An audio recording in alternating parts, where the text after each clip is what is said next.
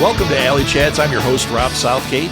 Alley Chats is a virtual artist alley featuring interviews with artists, filmmakers, podcasters, writers, really any creative person you might find at a pop culture convention. My goal is to help draw attention to cool people and to hopefully help them get some new fans. I want this podcast to raise up these amazing people and to inspire you, the listener, to chase your dreams as well. You can follow Alley Chats on Facebook and join the conversation. I'll add more social media in the future, but for now, that's the best place to interact with me. You can also email me directly if you would like to be a guest or have a guest suggestion. My email is rob@smgpods.com. Today's guest is Jay Bauer. Jay is a horror author that lives outside of St. Louis, Missouri in the forest of southern Illinois. He spends his time reading, writing, and convincing his wife the dark stories he writes do not involve her. He's the author of The Dark Sacrifice, the Dead Blood series, and Hanging Corpses. And he's a guest at the Books and Brews event coming up this August 3rd in Evanston, Illinois. There's a link in the show notes if you want to check it out. Anyway, here's Jay. Jay, thank you so much for being on the show. I'm really excited to have you here. Before I have you given your spiel about who you are, I just want to say the reason that I got the opportunity to talk to Jay is he is going to be at Books and Brews. You might be noticing a trend if you're listening to this podcast. I've got a whole bunch of horror authors that are going to be at Books and Brews at the Double Clutch Brewing Company in Evanston, Illinois on August 3rd. And I'm just having a blast talking to them. So that's why they're on Alley Chats. And Jay is one more of the horror authors that you're going to get to meet now. And he's awesome. And Jay, why don't you tell people who you are and give them a little background? Tell them what you do. Yeah, sure thing, man. Thanks for having me. I really appreciate this. My name is Jay Bauer. I'm a horror author. I live down in the southern part of Illinois. I've got a bunch of books to my name. A lot of readers might know me by my book Cadaverous, or my other book Hanging Corpses, or even Dead Blood. My newest one is The Terror of Willow Falls. And I've got more coming out before the event. So a lot of stuff going on. Yeah, the cover for the one coming out July 2nd, Sleeper Train. Oh man. I mean, I'm looking at the cover. I'm like, well, I'm going to see that on my shelf soon enough. Yeah, this is fantastic. I'm really excited to talk to you. These books look just so amazing. Here's been the problem. I didn't know I was going to be doing this, so I haven't had a chance to read half the books. Yeah. So I'm looking at these like, ooh, you're going to tell me about it because I don't know anything about it, but your covers are killing me, man. Oh, I love it. Yeah, thank you. They're so cool. So, okay. Let's start there. So you said Terror of Willow Falls is the latest book. Yes. That's come out. Okay. Yes. And it's an eye biter novel. Is eye biter a series? Was sort of. So last fall, I released a collection of novellas with John Durgan and John Lynch, and John Durgan's going to actually be at Books and Brews as well. Oh, but great.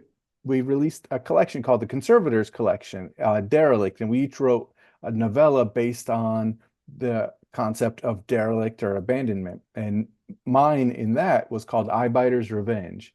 And it was about this creature called an eye biter. You know, hey, you're killing me with that name, man. I always say I'm not scared of things. Eye things bother me. The name eye biter makes me want to crawl out of my skin.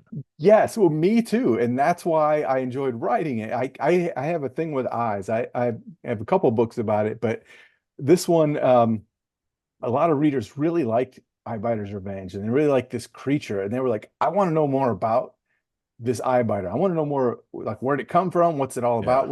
So I was like, okay, well, story. So then I wrote The Terror of Willow Falls as a prequel origin story for the eye biter creature. So I'm actually writing a second book now that's going to should bridge the gap between Willow Falls and Eye Biter's Revenge. So then it will kind of be a series at that point. Okay. So with the two out now, they can be read in any order. It doesn't really matter. But having this next one will kind of make it so that you really would want to go in order on that. But I will. How's that Yeah. sound? And you also mentioned Hanging Corpses. This is another one with an absolutely stupendous cover. Yeah, thank you. Now you said people know you from that one, so that was a big hit for you. Yeah, so that was a short story collection. Oh, And I'm in. I yeah, love that. and it was kind of released, and I've said this before, it was released kind of as an afterthought, which is terrible to say, but I had just released a 3 book series called Dead Blood, which was a zombie series that has a main character as a vampire. So it was like a vampire dropped into The Walking Dead is the best way to explain it. And I had gotten a bunch of new readers at that point, and I was like, oh, I'm going to write more in this series, but I needed time. So I was like, you know what? I have all these. Well, let me back up a little bit. I got the cover first, Okay. um, and I had a short story called The Hanging Corpses of Cuyahoga County because I'm originally from Cleveland, Ohio. Oh, And I know Cuyahoga. yeah, Cuyahoga. I don't know how to say it. I know that either area. way, We man. have relatives there. And so I was I got the cover for free actually, and I shortened the story because that was a too long of a title. So I changed it to just Hanging Corpses, and I posted it on Twitter because my thought was I was going to do this as a freebie, like a free short story to give to readers signing up to my newsletter, right? So I posted it, and people went nuts over it. They were like, "Oh my God, this is awesome! Like this is great." You know, I don't know what this is, but I'm buying it. And I was like, oh, I Oh, should do something with this then, you know? right. So I had all these short stories, and uh, I, so I was like, you know what? I'm going to make this a collection instead of just one story. And then I published it, and most short story collections tend to not sell well. This was an exception, you know, and people were buying it. And then the Books of Horror Indie Brawl last year, the very first one, that book made it into the brawl. I guarantee you, based solely on that cover, you Yeah, know, the because cover's people, awesome. yeah. And so I made it to the brawl. I got crushed the first round because it's a It's a short brawl. story. Yeah, yeah. A short story collection going up against a novel usually doesn't win. And I didn't. I got smashed, which was fine. But it brought me a lot of attention, and it brought a lot of new readers to discover who I was and what I brought to the table. And so that one really, really exceeded any expectation I could have had. Yeah. Well, it looks incredible, and it's funny to me because I'm in that world too. Uh, and yeah, I know short story collections don't sell as well, but damn, half my shelf is short story collections. I love them. Yeah. But I was a big sci-fi guy like Theodore Sturgeon and uh Philip K. Dick. Like they had tons of short stories. Harlan Ellison, I was big on those. And then we get Yeah. into like my entry point into probably when I was a kid, the first horror was Stephen King's short stories. Hmm. I ate them up like they were the greatest. So, Yes. okay, let's ask a question about this. What do you think? What qualities make a good short story? So you have to kind of you have to be able to give the reader a sense that they've finished a story, you know, and not just like as a chapter of a bigger piece, but they have to have a beginning and kind of feel like they have an end to it, you know. Sure. I used to write a lot of flash fiction, which is super short stories, and you had to get into it right away. So you didn't really have a lot of time to do backstory or anything like that, but you had to get right into it, bring the reader into the action like immediately. So I've also noticed for me, a lot of my short stories tend to be in first person because for me, that's more immediate, right? Like if you're reading a book and it's like, I did this or I did that, you're automatically drawn right into that character versus third person, which sometimes will take a little bit longer to get into that feel. So I've noticed for me, a lot of my short stories are first person, but I like to bring the reader immediately right into it and have them follow that story arc from beginning to end. And it's like a slice of life kind of thing, right? Like there's obviously something before and there will be something after the events of the story, but you get a full beginning and end in that story. Yeah. Yeah. Uh, okay. So what qualities does a story have to be good horror? And it doesn't have to be a short story. I mean, just in general. Ooh, you know, I know I'm asking the tough questions, that man. is a tough question. Because what's scary and horrific to one person is not always the same to someone else. Yeah. right? Like An eye you, biter is definitely scary as hell. right? Yeah.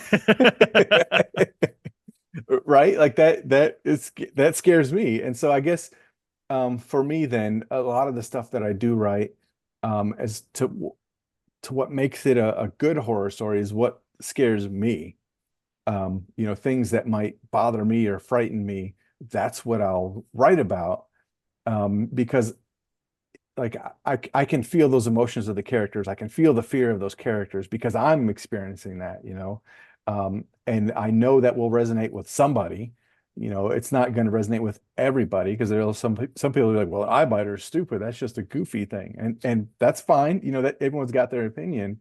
But for me, it's like this thing's creepy as hell. Like I don't want this thing, coming at me and cutting out my eye and eating it, or Oh, I don't, you know. So um it's making it personal from my point of view, because I know that will resonate with certain readers. great answer. So what is it that inspired you to start writing originally? I go back to college actually, and my my freshman year, English class, right? I we had to write something about like what did you do this past summer? One of those assignments. Yeah, yeah. And so I did that, but I wanted to do it differently because that just sounded boring. And so I was like, I want to try this from like the point of view of my best friend, whose girlfriend that him and his girlfriend were together all throughout high school, and she broke up with him right after we graduated high school. And Ouch. so he had like that whole kind of like depressed kind of take on that whole summer. And so I wrote it from his point of view, describing me as through his depression. And I was like, man, this is fun. This is really cool. And of course, I failed that class, but because Hey. I hated turning in homework and I didn't. And Yeah. so, um, but in any case, that kind of what really started it for me. And I used to write like crappy poetry when I was in high school, that sappy, Yeah. crap. And but that was what really started the creative side. But then I found history and I was like, English majors, they don't make any money. Well, history majors don't either. It's like the same thing. But I went history instead. So I got away from the creative writing for, gosh, 10, 15 years. Like it was a while. And Sure. then I finally just started, it was like, I want to do this. So I had a blog and I was writing short stories every month. And then NaNoWriMo is what finally got me into writing longer Oh, fiction. interesting. And I failed the first couple times I tried that, and then I succeeded. And then I had like six wins, if you will, with that Wow. writing, that first draft of a novel in a month. But that's what forced me to buckle down and actually write a longer piece was NaNoWriMo. So kind of a long way of getting around to writing there. So what was it about horror?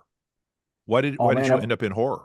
I've always loved that. I mean, that was, the first book I ever read of my own volition, not for school, not for anything else, was Pet Cemetery. Oh, Um, oh my my God. That was the best book when I read it oh when I was a teenager also. yeah. I mean, you want to talk about a book that scared me? That might be the first one that I actually walked away. I was like, I'm very upset by this book. My mom was and is still a big Stephen King fan, and they were always around the house, and I saw that and I was like, this looks cool. And I was already kind of into like horror movies and stuff at that point. Like I've always loved that stuff. Yeah. And so I picked it up and I was like, this is amazing. I love this. So I just was always drawn to that. And that was it. We all have a story of I read Stephen King when I was too young kind of Yeah. thing, right? We, Right. we all have that, and it's stuck with us. Want more shows like this? We've got a lot more on the Southgate Media Group Patreon page. Some free, some paid. Plus, there's exclusive content for subscribers only. Follow the link in the show notes or look up Southgate Media Group on Patreon and check out the cool stuff we're doing over there. You won't be sorry. On August 3rd, 2024, Books of Horror is presenting Books and Brews at Double Clutch Brewing Company in Evanston, Illinois. There will be over 40 horror authors for a book signing and meetup from 10 a.m. until 4 p.m. that day. Meet your favorite authors, discover new authors, meet Books of Horror friends in real life, including the author I'm talking with on this podcast. Oh, and I'll be there too. This is an all ages event. Food, alcohol, and non alcoholic beverages will be available. No outside food or drinks will be allowed.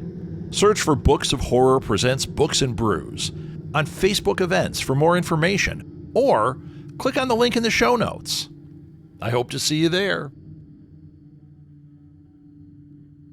Do you remember in Pet Sematary? Because for me, there's a very distinct moment that was the one. Was there something in there that, like, it was the thing that gripped you, that made you go, like, first of all, it's terrifying. Second of all, I'm all in. This just made this a lifelong obsession.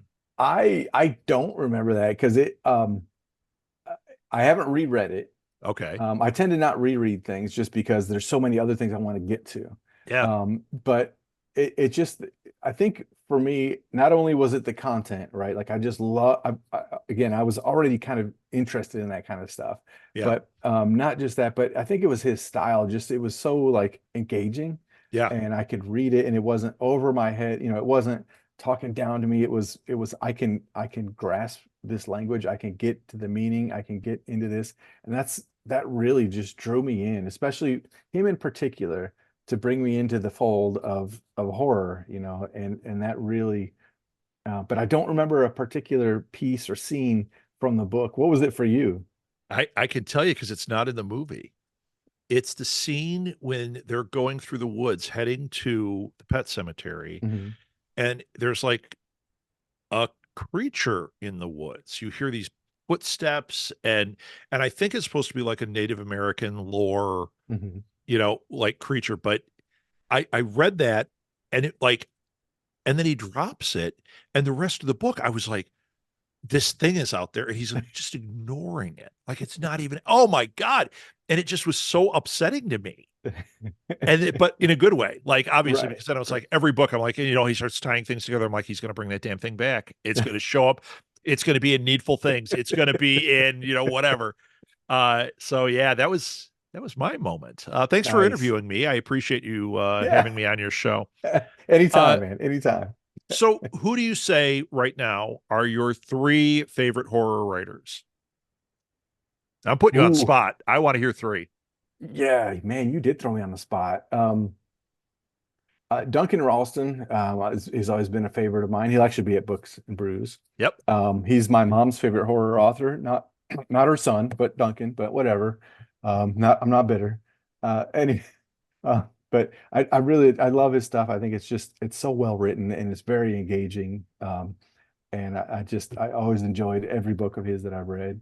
Um, Probably say Ian Rob Wright. He's from the UK.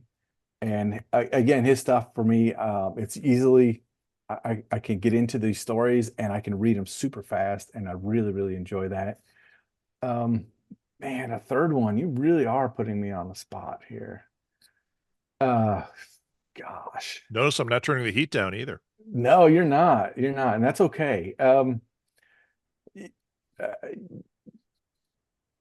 Oof, I don't know. Let's, probably John Durgan, and he's also going to be there. He was one of uh, the three of us that wrote with the Conservators Collection. But I've read everything he's written. I'm reading now some things that are going to be coming out, and I've told him this before. But my book, Cadaverous, which is in the Brawl this year, was partially inspired by his book, The Cursed Among Us. The whole coming of age type of idea and concept and stuff. It was that had a part in me creating that book. So, but like I said, I've read everything of his. I've always enjoyed it. It's super engaging. He's a really nice guy. And you know what? It's fair enough. Tomorrow you might give me three different authors. So it's fair enough. I threw a curveball at you. Okay. This is, I think this is a hard question. And this is one that I actually have written down. But I like it because my answers have been so cool. What has writing horror taught you about the world and yourself? Wow, that's a great question. I know, isn't it? Yeah. I'm sure I stole it from somewhere. Yeah, that's all right. It's okay. So what has taught me about um gosh, about the world, is that it can be a scary place, and there are lots of things to be afraid of, but there's also a lot of things that um it, so isolation is a big part, I think, of a lot of horror. You know, when you're outside of a group, if it's just you going out into the woods by yourself, it's pretty damn scary, right? But if it's you and a group of friends and there's five, six of you, it's not as scary, right? So we need each other is what Yeah. I've kind of discovered it. I kind of knew that, but really when you're writing horror, you really sense that like you need others. You have to be able to trust and rely on others. And when all of that breaks down, that's when you have horror. That's when a lot of things can turn bad and turn pretty scary. And so um I think that's kind of what's taught me a lot about the world is that being by ourselves, being isolated is scary, but when we can get together as a group, we can overcome those fears. And then for me personally, um, it's to be able to get into these dark places and be able and learn what it's like to be in those dark places, but also to be able to jump out of that. Like I don't live in those dark places. I'm not head to toe in black, and I'm not like, everything's not gloomy. I'm a pretty happy guy. I'm a pretty positive kind of person. But I can get into these places and explore things that I normally wouldn't on my own, in real life, and enjoy that, but be able to step back and know that I don't have to live in those places. The whole time you were talking about how the world, the isolation, all that, I was thinking about our conversation about King, and I was like, yeah, Georgie wouldn't have put his arm in the sewer if there had been a few kids with him to say, "That's a clown. Don't do Right, it." right. He's We need. isolated and he's making weird choices because he's getting played off of that. And Mhm. it's very true. It's very true. I just watched a documentary about a cult, and I'm like, yeah, as soon as they isolate certain people, that's when they fall for it. Whether they're super intelligent or it's that isolation that can let that happen. It's very Yeah. scary. Yeah, and you think about it, so many different stories and so many different movies.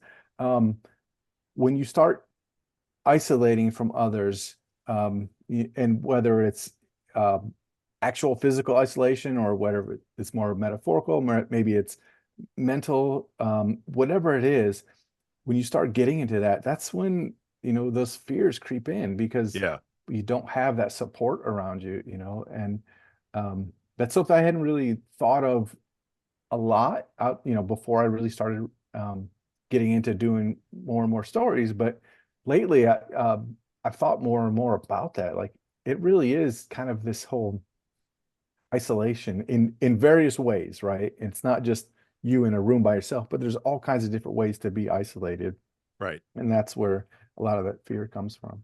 It's why we're going to have a lot of really exciting horror coming out after post COVID, Yeah. because so many people experienced it, whatever degree, Yep. and it caused their minds to do things. So that'll be very interesting to see where that goes. So, Jay, uh, couple more things. Number one, Jay, you can meet Jay, get a signature, get a selfie, uh, bite his eyeball. That's very weird. No, At please don't Books do and that. Brews Yeah.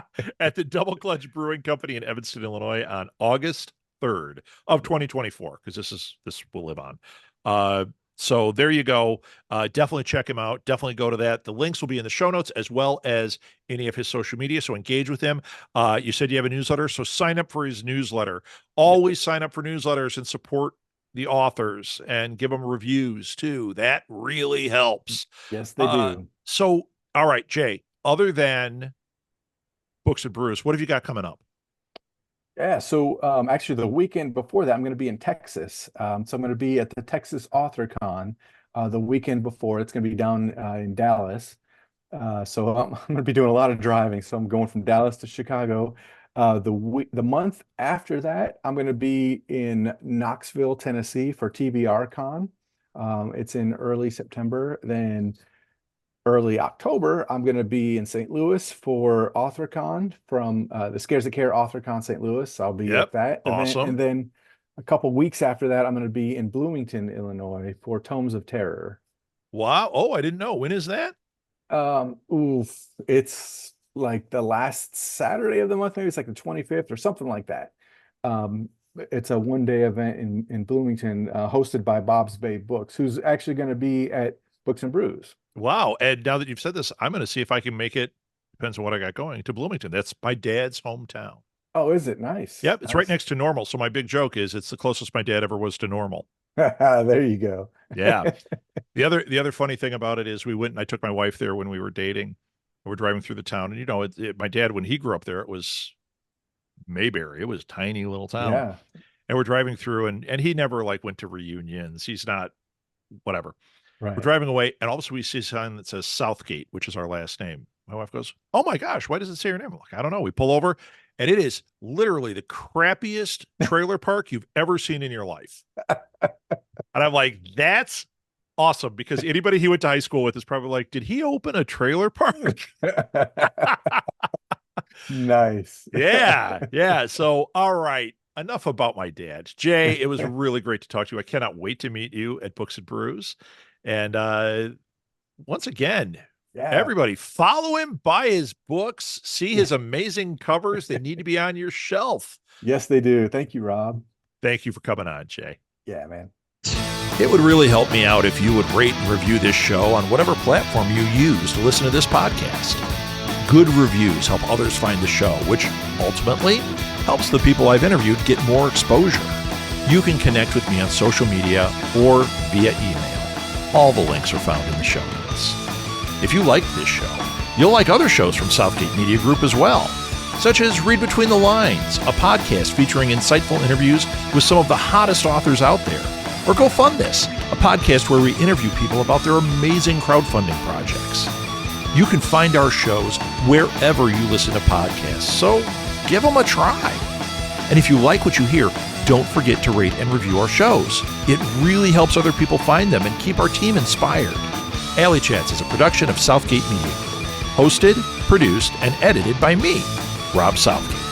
Thanks again for listening to Alley Chats.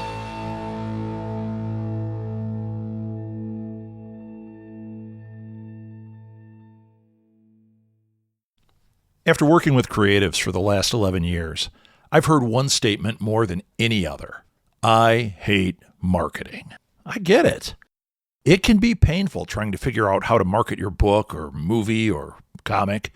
When I started podcasting, I had no clue how to do any of it. I was afraid of doing it wrong, looking like an idiot or making a marketing mistake that I could not recover from. It can be paralyzing. Sound familiar? If it does, let me see if I can help you. I got my MBA in marketing, so you don't have to. Sign up for a free session today to talk about your marketing goals and to see if we're a good fit. If nothing else, you'll get some insights that might ease your mind. Go to southgatesmallbusiness.com and sign up for a free session today.